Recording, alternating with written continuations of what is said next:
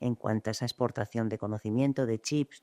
Así que yo creo que es un tema que el año que viene va a seguir dando, Se va a leer, se va a se leer, va a oír y sí. tiene capacidad en un momento dado para, ¿vale? Pues para cuestionar, ¿no? Esta gran retórica de la IA. ¿Qué más se nos ocurre? Bueno, yo creo que un poco antes de pasar a otra cosa, por ahondar un poco el tema de las tierras raras, yo creo que también hay mucho desconocimiento, ¿no? Porque, y eso no sé, me pasa a mí, probablemente tú que tienes una formación más más biotecnológica, pero yo que vi química cuando era joven, a mí hay algunas de estas tierras raras, ¿no? De estos elementos químicos que yo te juro que las miraba en la tabla y yo decía, ¿esto para qué vale, no? Entonces, de pronto, cuando se empiezan a hablar de estas cosas como el terbio, el disprosio, Uno le llamaban lantánido y le sentaba mal. efectivamente. Entonces, bueno, yo creo que un poco para aclarar a nuestros oyentes que esto son algo que es clave para cosas como Superconductores. un teléfono, un vehículo eléctrico, o sea, que son minerales, ¿no? Que realmente aparecían en la tabla periódica, pero que ninguno sabíamos para qué valían y ahora parece que valen para bastante. Y que yo creo que una cosa que también es importante explicar es por qué China tiene ese monopolio. No es tanto porque tenga muchas, ¿no? Sino porque en los últimos años el resto del mundo dejó de producirlas o de refinarlas por aquello de que eran muy contaminantes y China decidió seguir y ahora pues le ha dado ese poder de negociación, ¿no? La cara oculta de la Efectivamente, regulación, que efectivamente. efectivamente, sí, sí, sí. ¿Se nos ocurre alguna cosa más?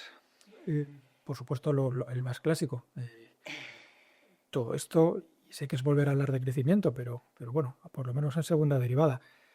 Al final toda la tramoya se aguanta porque, porque los beneficios de las empresas los tenemos descontados en crecimientos de 2 dígitos, sobre una base de tipo de interés que en Sí. el fondo es decreciente. La primera parte la hemos comentado, la segunda está muy vinculada al crecimiento, pero bueno, no olvidemos esos crecimientos de 2 dígitos.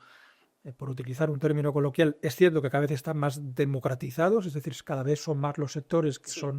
que son aportadores de beneficio, pero sigue habiendo una concentración muy importante. De la IA ya hemos hablado.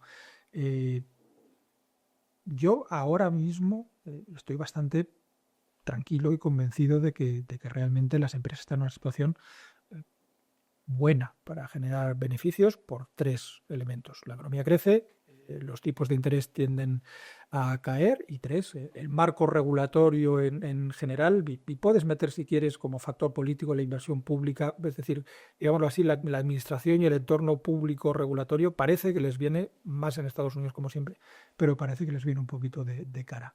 ¿Estás de acuerdo? O sea, partimos de un... Sí, yo creo que, y si quieres, a partir de aquí podemos un poco hablar un poco qué podemos, ¿no? A nivel de cartera, cómo se implementaría. Pero efectivamente es un año en el que va a haber más crecimiento, que se están descontando cifras de beneficios en casi todas las regiones de 2 dígitos, pero nosotros ya sabemos que muchas veces puede haber subido esos 2 dígitos, pero en el momento que sea por debajo de lo esperado podemos tener sustos. O sea que estamos de nuevo descontando un escenario muy positivo en lo económico, porque probablemente lo sea, pero claro, más allá de este año, año y pico, uno empieza a pensar si esto es sostenible y ahí tienes que empezar a mirar efectivamente si todas esas inversiones van a ser lo rentable que se está descontando, si el entorno de tipos va a seguir siendo tan favorable, si todos estos riesgos que hemos hablado se implementan. Así que, bueno, a la hora de pensar en las carteras del año que viene, yo creo que son factores que hay que tenerlos en cuenta. Pues se nos ha quedado un poquito cenizo el podcast, pero la realidad es que empezamos el año con una posición bastante activa y bastante pro riesgo en las carteras. Seguimos, de hecho, sobreponderados, hemos hecho algún ajuste, hemos premiado todavía un poquito más a Estados Unidos, aprovechando que las valoraciones de las tecnologías pues, han ajustado con estos recortes de octubre-noviembre, con lo cual volvemos a tener una visión un poquito más pro-americana de lo que hemos tenido especialmente durante la mitad del año, que pues, teníamos un pelín más de preferencia por Europa, pero ahora por estar más mirando a Estados Unidos. Pero el titular, si quieres, es que arrancamos sobreponderados en renta variable con una visión bastante constructiva de lo que van a ser las rentabilidades para los perfiles el año que viene. Seguimos viendo valor en Europa, por supuesto, con una visión, si quieres, un pelín más sectorial. Hay sectores de compañías, digamos así, de más valor, donde sigue habiendo hueco. Los bancos, por ejemplo, financiero en general, han tenido un comportamiento absolutamente espectacular, y ahí tienes el IBEX Assets de Wandro, el primero de la clase Sí. este año, pero seguramente lo que hemos visto ha sido una apuesta al día, pero si lo miras, seguimos pensando que el financiero lo va a hacer bien.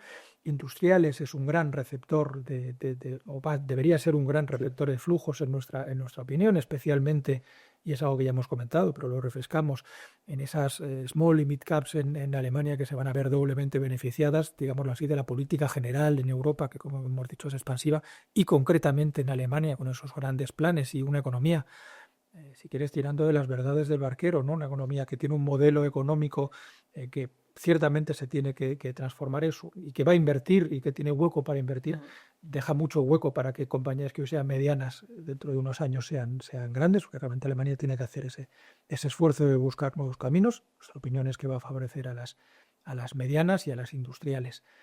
En emergentes, nuestra visión sigue siendo constructiva, son más volátiles, siempre hay que emplearlo, y también en alternativos, por supuesto. En un escenario en el cual, pues, cosas que siempre nos han funcionado muy bien como diversificadores, esa relación entre la renta fija y la renta variable está un poquito más cuestionada. El oro como gran factor emergente de reserva de divisas, ya es la segunda reserva mundial, el oro por detrás del dólar y pillándolo, con lo cual es una historia de la que se va a seguir hablando. Para aquellos inversores que están cualificados para ellos, desde luego los mercados privados siguen siendo un elemento a tener muy en cuenta, con lo cual creo que vamos a darle unas pinceladas diferentes a las carteras en el 26, pero el punto de partida es positivo. Solo me queda decir, la renta fija, seguramente ahora mismo ya con los tipos pues muy cerca de lo que va a ser su suelo, pues no sea el activo más espectacular que uno le vaya a dar. Siguen haciendo su trabajo, también es cierto, ¿no? La deuda de calidad De la sigue estabilidad. estando muy cerca de los datos de inflación. Ya no está por encima, lamentablemente, como si estuvo hace poco tiempo, pero sigue estando muy cerquita de pagarte la inflación, y en la medida en la que no hablemos de subida de tipos, como bien dices, te va a dar estabilidad. Con lo cual, a pesar de que llevamos un ratito hablando de riesgos, la pinta es Sí, buena. yo creo que riesgos siempre hay, además, porque se nos olvidan, pero siempre ocurren cosas. No hay que recordarse nada más que lo que pasó el año pasado, ¿no? Con el famoso Día de la Liberación en abril.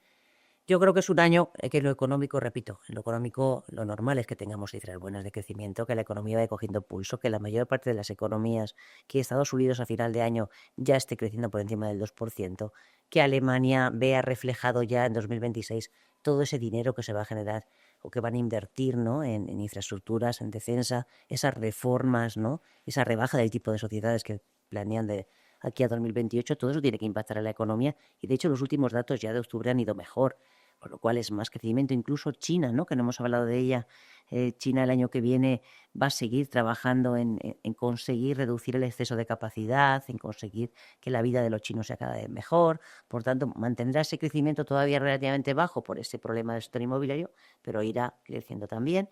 Con lo cual, en lo económico es positivo, los resultados van a acompañar porque los beneficios van a ser, como decíamos, de 2 dígitos en casi todas las regiones.